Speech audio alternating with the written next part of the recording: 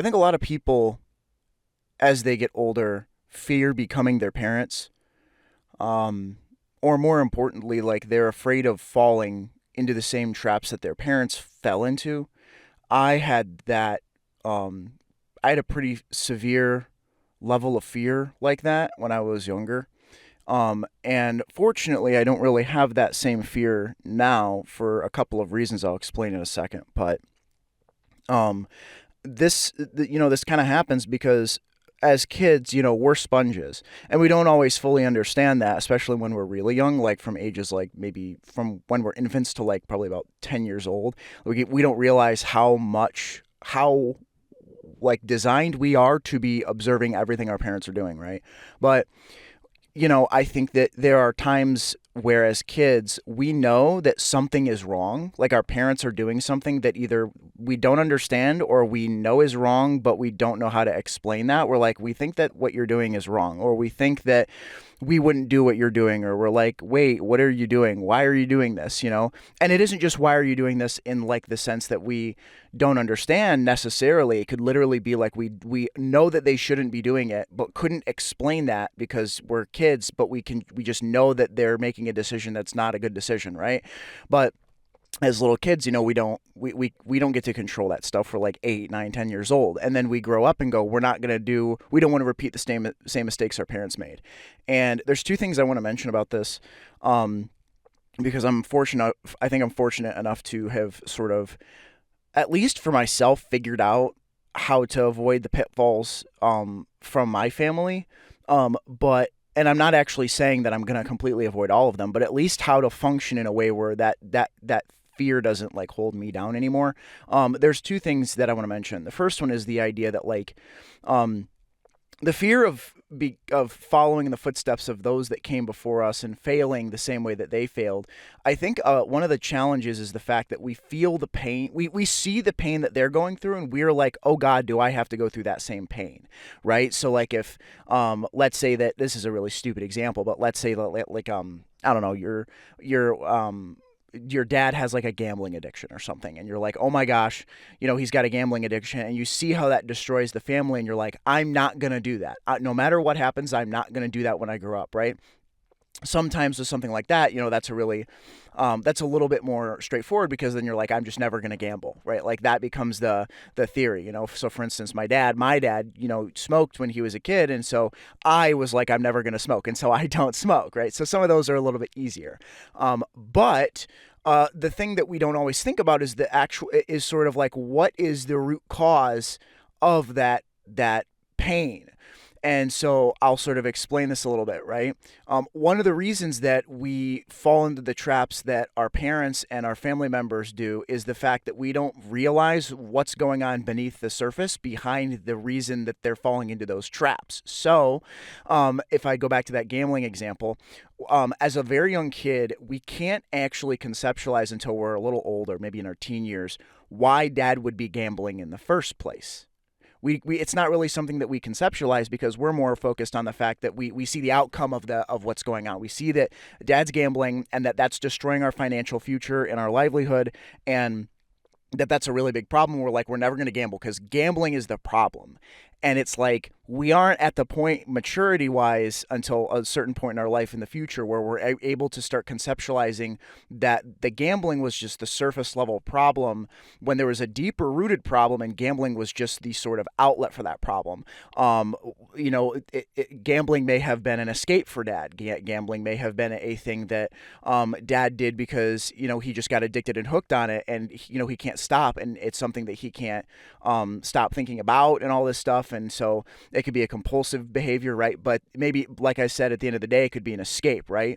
Well, there's a good chance in this instance as well that dad is just really, when he gets really stressed out, when he gets really nervous, when he gets anxious, he starts thinking about, I'm just going to go hit the casino or something like that. Like that's kind of what happens in his head, right? So when we're kids and we see the mistakes our parents make, we get anxious. and we get afraid and we get nervous, or we at least enter a state of extreme emotion about it, because that's what we do in defense, right? So sort of we enter this defense state of like an extreme emotional state of like, I'm definitely not going to do what that is. But then we ourselves are in that same emotional state that our parents were in when we say that.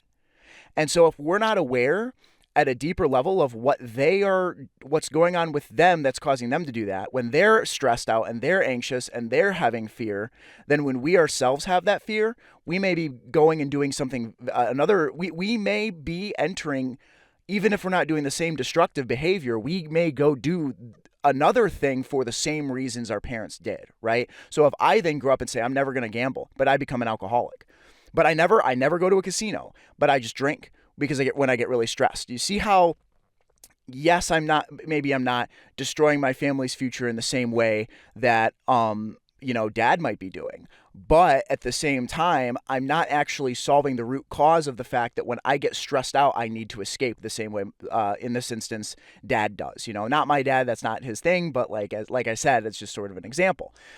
So at the end of the day, the easiest, the sort of straightest path of figuring out how to avoid the mistakes of the people from that sort of came from before is to recognize that there are deeper rooted problems going on beneath the surface beyond the outcome that we see. So when we're kids and we just see, oh, dad lost the house or mom lost the house or whatever happened because of a gambling addiction, then we go, well, we're never going to gamble. But the gambling was just a solution, a short-term solution to a much bigger problem that wasn't being addressed. And so it's like we have to start thinking about what is going on when we get anxious, especially because in a lot of ways, genetically and from a parenting standpoint, we're actually taught, like from our parents, what to do the same way our parents did. You know what I'm saying? So like it's hard to sort of explain that, but like if our parents naturally escape, let's say,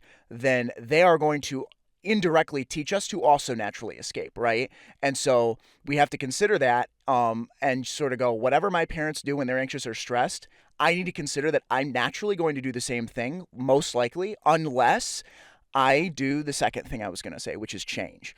The willingness to change, you got to be really flexible. Like I had to be really, like the level of flexibility that needs to be had in order to be able to say, I'm going to become you basically have to say, I'm willing to become a completely different person than my parents in order to avoid the pain that they went through.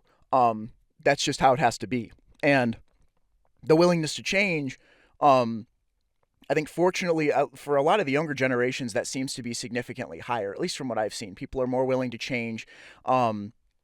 Younger people are more willing to sort of entertain new viewpoints and stuff like that, instead of being all like rooted in sort of one idea and one perspective for the world. Like I think people are a lot more open-minded that are younger, which is awesome, and that also allows us to have a higher level of flexibility and like elasticity to be able to try different things in different perspectives, right? And so for myself, at least, the way that I'd see it is like, just kind of consider what I have done is basically just, like I said, considered that I've done the work internally myself to look at my parents and go, whatever it is that they did when they get stressed out, I have to know that that is my natural inclination, and I have to have very, very keen awareness of that, and then be willing to act as though that isn't the case, or I have to act in opposition to that. So if my natural inclination is to hide, or my natural inclination is to run when I get stressed, or to escape, I have to recognize that hey, when I'm stressed out and I want to do that, that's happening right now. And if I want to avoid the pain that comes with escaping, I have to consider, hey, maybe when I get stressed out, I'm going to start exercising the lack of escape. I'm going to start exercising the pain that goes with sustaining the discomfort that I have so that I don't escape, so that things don't get worse. See?